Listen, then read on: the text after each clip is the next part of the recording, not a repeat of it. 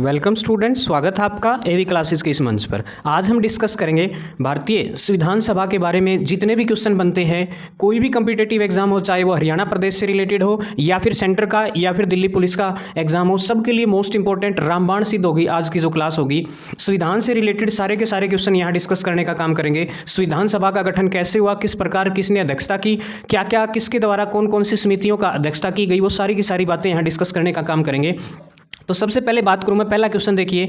First question आपके सामने, भारतीय संविधान लिखने वाली संविधान सभा में कितने सदस्य थे। यानी कि जो भारत का संविधान है वो किसी एक व्यक्ति का तो योगदान था नहीं, ठीक है।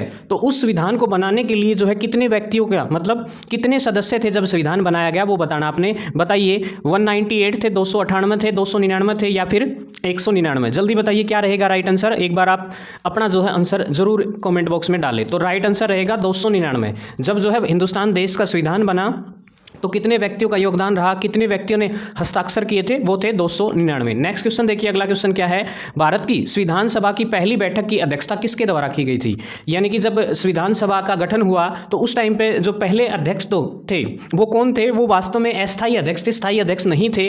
तो वो थे डॉक्टर सच्चिदानंद सिन्हा, ठीक है। संविधान सभा की जो अध्यक्षता है वो सबसे पहले जो पहली बैठक में किसने की थी, सच्चिदानंद सिन्हा ने जो है अध्यक्षता करने का काम किया था, जो पहली बैठक थी संविधान सभा की। नेक्स्ट क्वेश्चन देखिए, संविधान सभा का सदस्य कौन नहीं था। देखो इनमें से कौन कौन नहीं था। डॉक्टर राजेंद्र प्रसाद, भाई इनका तो बहुत महत्वपूर्ण योगदान है। सरदार पटेल, जीबी मावलंकर, ये तीनों के तीनों क्या है, संविधान सभा के सदस्य हुआ करते थे। लेकिन महात्मा गांधी का कोई रोल नहीं था, ठीक है ना। यानी कि महात्मा गांधी संविधान सभा का कोई सदस्य नहीं हुआ करता था। उन 299 व्यक्तियों में ये बंदा नहीं था। नेक्स्ट क्वेश्चन देखिए, निम्नलिखित में से किस अधिनियम द्वारा भारत के प्रांतों को स्वायत्तता प्रदान की गई थी, ठीक है ना। तो मतलब अपना स्वामित्व स्थापित करने के लिए कौन सा अधिनियम जो है बनाया गया था। भारतीय परिषद अधिनियम 1909, भारतीय सरकार अधिनियम 1919, भारत सरकार अधिनियम 1935 या इनमें से कोई नहीं। जल्दी बताइए राइट आंसर क्या रहेगा। तो आपका जो राइट आंसर रहेगा भारत सरकार अधिनियम 1935 जो है इसका राइट आंसर रहेगा,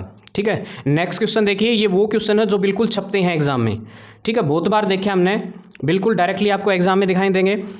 निम्नलिखित में से देखिए, नेक्स्ट क्वेश्चन, निम्नलिखित में से संविधान मसौदा समिति के अध्यक्ष कौन हुआ करते थे। मसौदा समिति के अध्यक्ष कौन थे बताइए। अलग अलग समितियां बनाई गई थी, अलग अलग उनके अध्यक्ष हुआ करते थे। बताइए मसौदा समिति के अध्यक्ष कौन थे। लॉर्ड माउंटबेटन थे, डॉक्टर राजेंद्र प्रसाद थे, भीमराव अंबेडकर थे या फिर पंडित जवाहरलाल नेहरू थे। जल्दी बताइए मसौदा समिति के अध्यक्ष कौन हुआ करते थे, वो थे भीमराव अंबेडकर। याद रखेंगे, महत्वपूर्ण योगदान रहा इनका।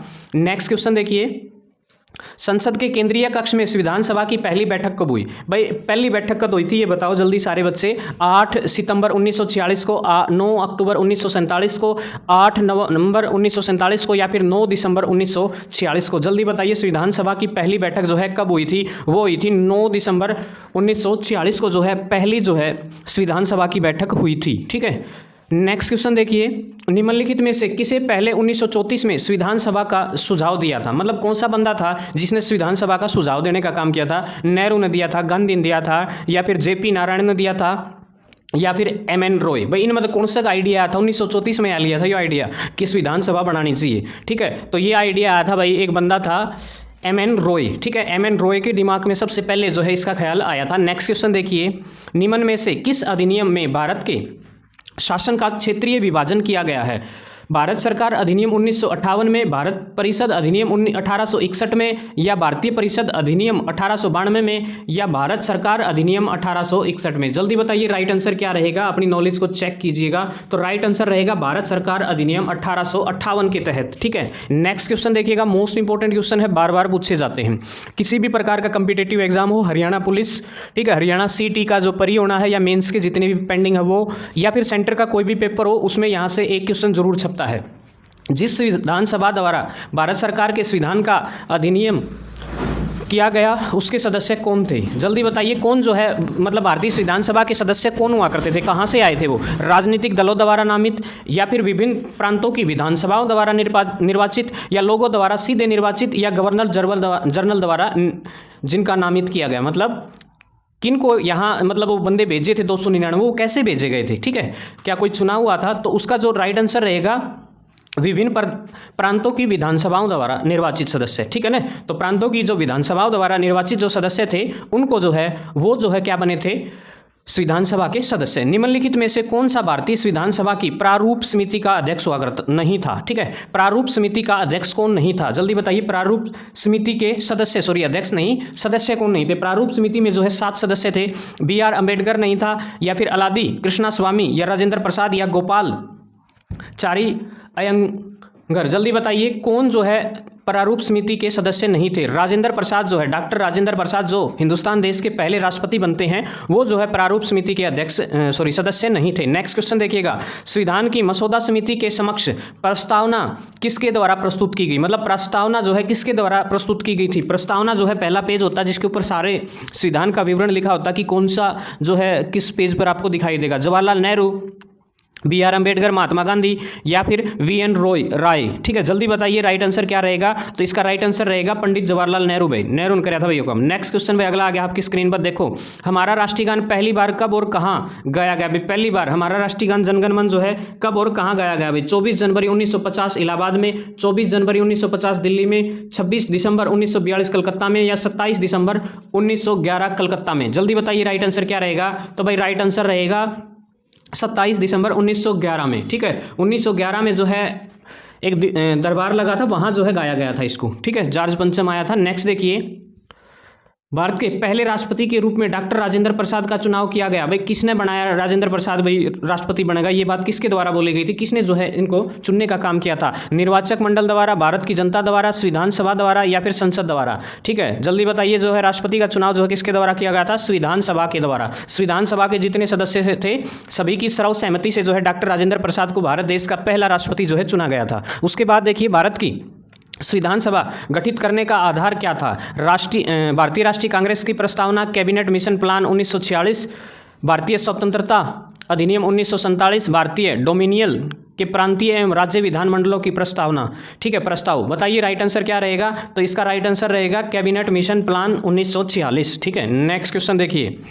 अगला क्वेश्चन। भारत के संविधान के ऊपर सबसे अधिक प्रभाव निम्नलिखित में से किसका माना गया है? ठीक है, वह कौन सा देश के जो है या फिर किसका प्रभाव जो है भारत के संविधान के ऊपर देखने को मिलता है? USA का, सोवियत संघ के संविधान का, ब्रिटिश संविधान का, या भारत सरकार अधिनियम 1935? ठीक है, तो इसका जो राइट आंसर रहेगा, ये बिल्कुल मोस्ट इंपॉर्टेंट क्वेश्चन है, भारत सरकार अधिनियम का जो है सबसे ज़्यादा प्रभाव जो है हमारे संविधान के ऊपर देखने को मिला है। भारत की एकल नागरिकता की अवधारणा अपनाई गई है कहाँ से? इंग्लैंड से, USA से, कनाडा से, फ्रांस से। ठीक है भाई, एकल नागरिकता की जो बात है वो कहाँ से स्वीकारी गई है, किस संविधान से कॉपी की गई है? वो है इंग्लैंड के संविधान से। याद रखेंगे, इंग्लैंड के संविधान से। अगला क्वेश्चन भाई मोस्ट इंपॉर्टेंट है।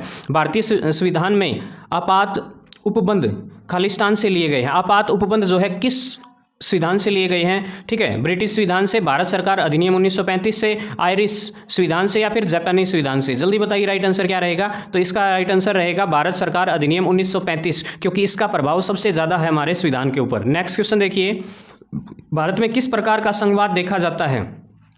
7 आकर संघ बनाना, संघ बनाकर राज्यों का गठन करना, 7 आकर संघ बनाना, संघ बनाकर राज्यों का गठन करना, दोनों, या इनमें से कोई नहीं? जल्दी बताइए क्या रहेगा राइट आंसर? तो इसका राइट आंसर रहेगा संघ बनाकर राज्यों का गठन करना। ठीक है ना, पहले संघ बनाना है, राज्य बाद में बनेंगे। ठीक है, ऐसा नहीं कि पहले राज्य बनाए फिर संघ बने। ठीक है, पहले संघ जरूरी है, राज्य बाद की बात है।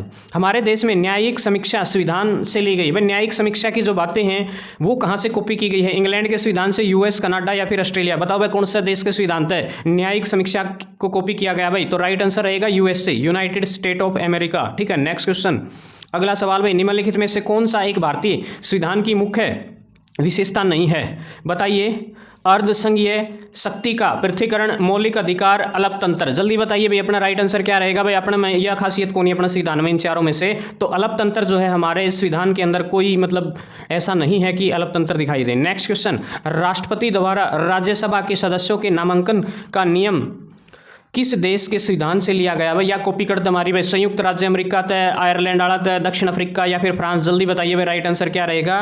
तो राइट आंसर रहेगा आयरिश। ठीक है, आयरिश। नेक्स्ट क्वेश्चन भाई यो आ गया भाई।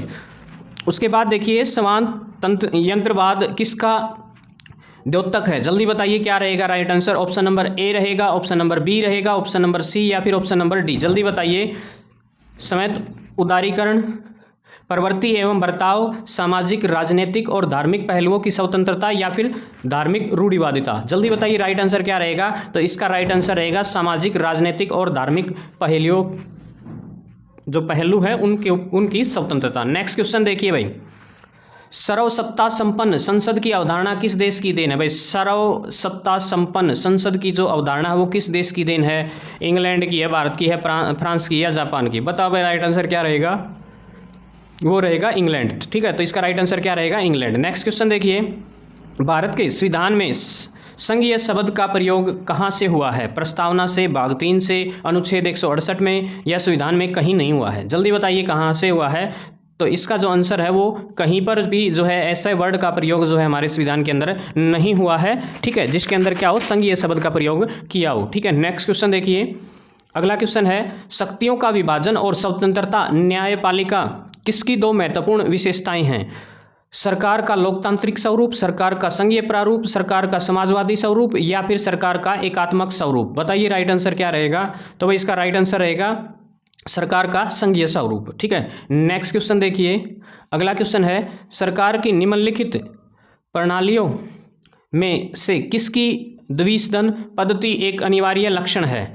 संसदीय प्रणाली, राष्ट्रपति प्रणाली, संघीय प्रणाली या एकात्मक प्रणाली। जल्दी बताइए राइट आंसर क्या रहेगा। तो राइट आंसर रहेगा संघीय प्रणाली। ठीक है, नेक्स्ट क्वेश्चन देखिएगा, अगला है, भारत में सरकार की संसदीय प्रणाली इसलिए है क्योंकि लोकसभा को जनता द्वारा सीधे ही चुना जाता है, या फिर संसद संविधान में संशोधित कर सकती है, या फिर राज्यसभा को भंग नहीं किया जा सकता, या फिर लोकसभा में मंत्रिपरिषद उत्तरदायी है। बताइए राइट आंसर क्या रहेगा।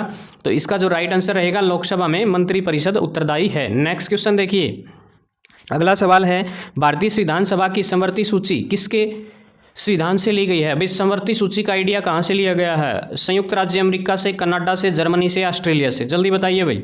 तो इसका राइट आंसर रहेगा ऑस्ट्रेलिया के संविधान से। नेक्स्ट क्वेश्चन, भारत की एकात्मक पद्धति का लाभ, अधिक अनुकूलनशीलता, दृढ़ राज्य, जनता द्वारा अधिक सहभागिता या फिर सत्तावाद की कम संभावनाएं। बताइए राइट आंसर क्या रहेगा। ऑप्शन नंबर 1, 2, 3 या 4। तो राइट आंसर रहेगा ऑप्शन नंबर 2, दृढ़ राज्य। ठीक है, नेक्स्ट क्वेश्चन देखिए, भारतीय संविधान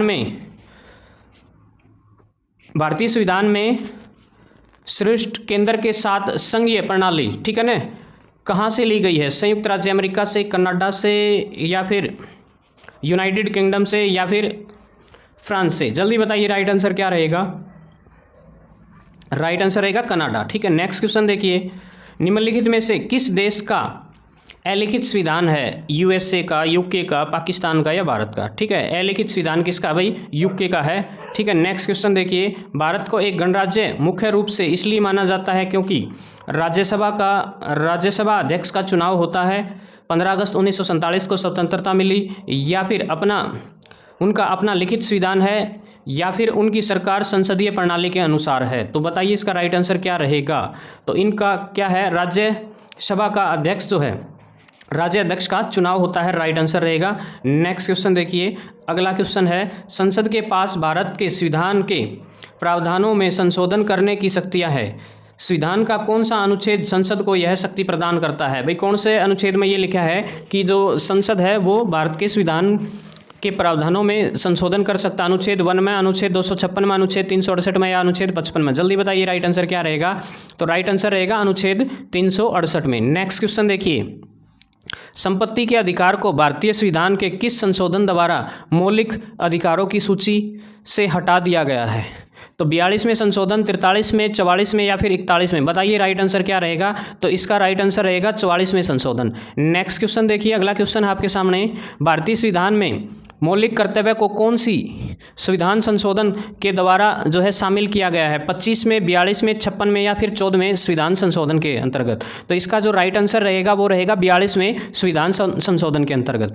तो ये थे आपके सामने मोस्ट इंपॉर्टेंट जो संविधान सभा से संबंधित जो भी क्वेश्चन है आने वाले किसी भी कम्पिटिटिव एग्जाम के लिए मोस्ट इंपॉर्टेंट रहेंगे।